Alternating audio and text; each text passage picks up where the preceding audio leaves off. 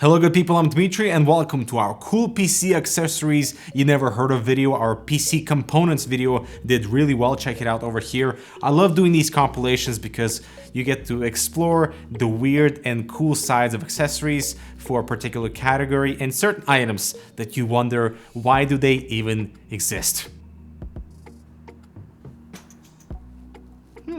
Everything will be linked in the description below. Let's begin with the first one.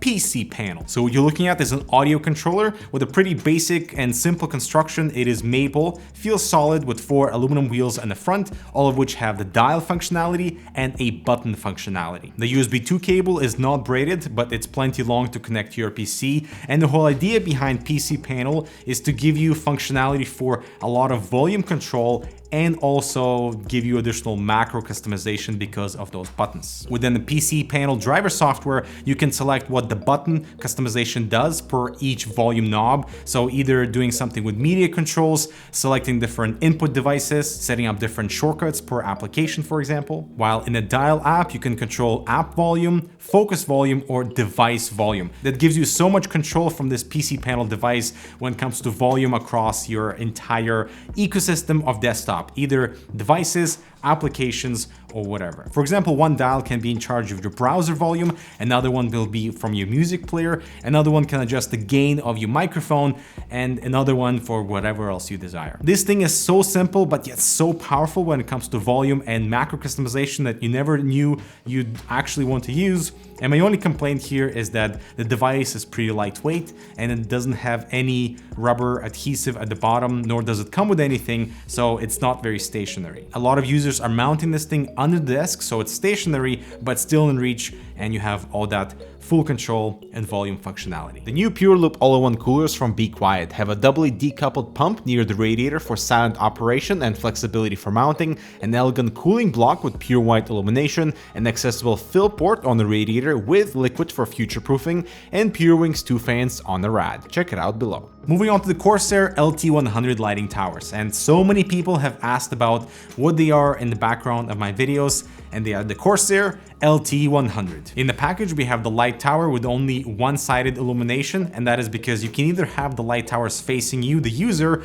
or facing the wall for that ambient spill. The base on the other hand has RGB illumination all around, and you simply pop the light tower into the base. It's a toolless assembly, so if you decide to want the light tower facing you, it's a really easy reconfiguration. Color-wise, we have a ton of effects inside the IQ software. All the colors here are very accurate, and the actual spill is incredibly soft. You don't see individual LEDs, and that is because the diffusion layer is super thick, and I really appreciate that. We have an adhesive headphone holder that you can attach to either tower, and we also have a button on the main controller so that if the IQ is not running in the background, you'll have this RGB cycling effect. So with this button, you can turn the light towers on or off. Literally the only downside is the price at $130. This is an expensive lighting solution, especially because there's absolutely no other function but for it to look pretty and I guess holding your headphones. This next item is super relevant for today's day and age when we're constantly on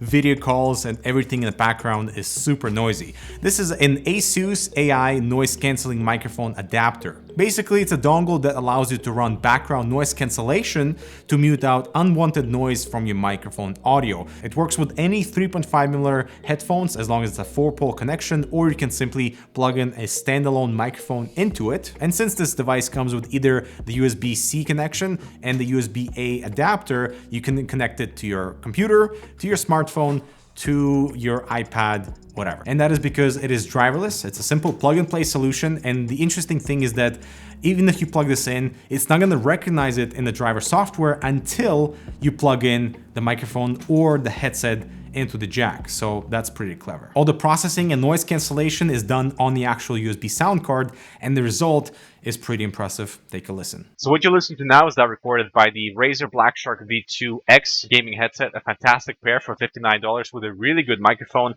and this is currently plugged into the AI noise cancelling sound adapter. So there is a lot of vocal compression. Obviously, it's not the most natural sounding microphone, but did you know that I have a loud drill running in the background right now, and I'm also hammering on a keyboard keystrokes pretty loudly. And then when we go back to the AI noise cancelling mic adapter, you can hear how all that noise just disappears. Now I've plugged in the same headset into my Sound Blaster X3 with the most aggressive noise cancellation properties applied in the software. And as you can hear, it's not as aggressive, obviously, as the AI noise cancelling adapter. My voice sounds much better, but there's so much extra noise in the background that isn't getting cancelled. Yikes. And just for reference, here's what the mic sounds like without any additional ambient noise that I was simulating with the construction and the keyboard typing. So yeah, it's not bad. It's a very good competitor to the RTX Voice. You can check out that demo over here, but that was pretty taxing on your GPU. It requires additional software, requires an RTX GPU. And now you can have basically the same effect with a USB adapter. So well done, Asus. Just keep in mind this adapter tries to save all the voice and your vocals from your environment. So if you have other people talking, that will be picked up, while dogs barking, music playing without any vocals, construction noises, traffic, air conditioning, fridges, all that will be completely destroyed in the background and will not be audible. This next one is a quick one. We have the Kyron T10 USB Hub. So we have a USB-C connection on one end that is compatible with MacBooks. It is compatible with standard Windows Type-C notebooks and also a few smartphones. All around the body, we have multiple port selections like SD carder, TF reader, USB 3 ports on the front, two of them on the side, and then in the back we have the RGA 45 jack, VGA, and HDMI. Once you plug it in, a tiny red LED shines so you know when it is powered. And because of this triangular design, you can put this standing up, so certain ports are facing you. And you can also plug in USB-C power into it that will consequently charge whatever device you're using if you're running it into the appropriate port that accepts charging. I never realized how useful these hubs were until I started traveling with my Razer Blade, where I have a Type-C connection, and from that I have all this additional I/O. My only complaint with this one is that the SD card reader is super slow, maxing out at 20 megabytes per second. Next up, we have the Corsair IQ Nexus. This is a touchscreen keyboard/desktop accessory that you can either attach to a Corsair keyboard or simply put it in its own dock and have it on your desktop. As much as it is about the hardware, it is the software that makes this thing really cool. So not only can you add different buttons for shortcuts, for media controls, for volume customization, for app macros, whatever. You can also add system statistics that will display GPU temperature, CPU load, CPU temperature, and etc. If you have other IQ devices plugged into your system, you can change the lighting so everything is cohesive without entering IQ. You can create multiple pages with their own widgets and buttons, all of which can be customized in terms of text, color, and size. The resolution here is not too bad, especially when you're looking at the arm's length distance, but my complaint here is with the viewing angles. When you're sitting in front of it, it's not a problem, especially when it's facing you, but side to side viewing is absolutely terrible. At $99, it's a pretty expensive accessory, but a really cool one nonetheless, especially if you're coming from the age of, if you remember the G19 keyboard from Logitech and that had the screen, you know, this is your way of going back to the nostalgia days with a bit more 2020 tech and customization. Next up, we have these Fantex Neon RGB flexible lighting strips for the interior of your PC. So the really cool thing about these ones, aside from that beautiful soft illumination because the diffusion layer is pretty thick, is that you can route it around your motherboard, around certain components of your enclosure because of these included brackets that you can either attach to the case with adhesive or mount them underneath the motherboard standoffs. They're called neon strips for a reason. None of them will be straight inside your PC, and that's actually kind of the beauty behind it. I would say it's one of the most unique ways to light up an interior of a PC, and if you have a Fantex enclosure, you can connect that directly to a case or simply reroute them to your motherboard with a 5-volt pin. Now moving on to some questionable RGB accessories for your PC. Here we have this HDMI 4K RGB Razer Chroma compatible cable. It is one of the most expensive cables I have ever owned, and you need that USB connection in order to have software control. Otherwise, it's just an RGB loop. To be honest though, the illumination is just as soft as we've seen with the LT100 towers and the neon strips from Fantex. It is only one-sided as well. And I guess in certain situations, it would be kind of cool. I mean, controlling the illumination of an HDMI cable via software, it's pretty cool for 2020, but come on, let's all agree it is a little bit pointless. Moving into the less pointless parts, we have these colored thumb screws from CableMod. They are aluminum, they come in a variety of colors, and just a fun way to customize something in your system, either securing PCI slots or side panels with these thumb screws. Now they are flat, meaning you cannot use a screwdriver, can only be done with your thumb, and since they are aluminum, they're not magnetic, so don't try to catch one with your screwdriver. Next up are these fun mic covers from Logitech.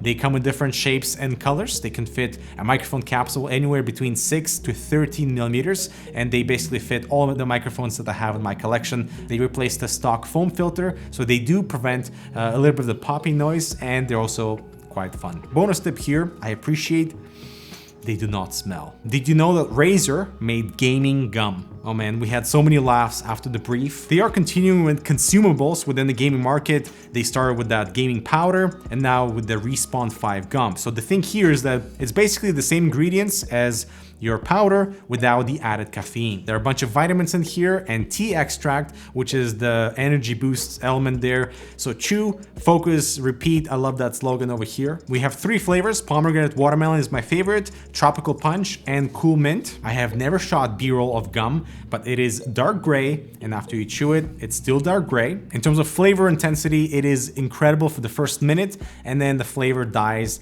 to about 10%. What surprises me the most is that they're selling these in packs of 10, so you get 150 pieces of gum for $28. And surprise number 2 is that I actually find that to improve my focus, not just when I'm gaming, but when I'm editing, if I'm feeling a little bit tired, piece of gum and I'm good for like another hour. There's no sugar crash afterwards either, so I mean, it's pretty legit, but still, it's gaming gum, all right? And lastly, speaking of pointless gaming things, we have another cable from Vivify. This is W10 gaming USB-C to USB-A illuminated cable. It follows in the footsteps of that HDMI cable where the illumination is only on the one side. It's pretty even and pretty bright and uniform throughout, but it's not RGB. You have to choose the different color variation when you order the cable. I was excited to use this with my keyboard, but it's very stiff, so positioning it the right way so that the lighting actually is visible is kind of difficult. So this cable is almost unpredictable. It's just really funny to see gaming USB cable on the package, but what we were expecting from a lighting cable in the first place, right? All right, so I think that concludes all of our cool PC accessories you probably never heard of. Let me know if anything stood out as the most interesting in this roundup, and let us know in the comments if you've stumbled upon something totally crazy but think would be kind of cool at the same time for this whole space. I'm Dmitry, thanks so much for watching. Check out this other relevant content. Subscribe for more. I'll talk to you in the next video.